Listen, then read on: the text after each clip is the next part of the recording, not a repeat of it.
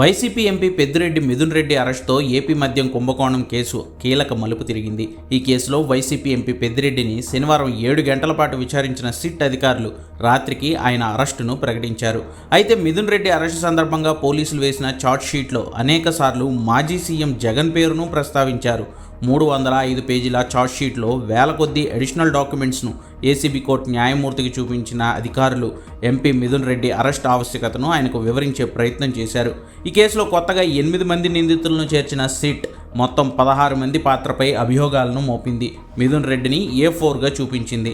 దోపిడీకి వీలుగా నూతన మద్య విధానం రూపొందించి అందులో ఏ డిస్టిలరీస్ నుంచి ఎంత మొత్తం ముడుపులు రావాలి అనే స్కెచ్కు మాస్టర్ మైండ్గా మిథున్ రెడ్డిని పేర్కొన్న సిట్ అధికారులు ఆయనకు సంబంధించిన వ్యక్తుల దగ్గరే డిస్టిలరీస్ కూడా ఉండడంతో పెద్దిరెడ్డి కుటుంబం 2 విధాలా లబ్ధి పొందినట్లు చెప్పారు.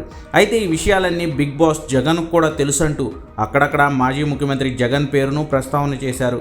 కానీ ఛార్జ్షీట్లో జగన్ను ఎక్కడగా నిందితుడిగా చూపించలేదు సిట్.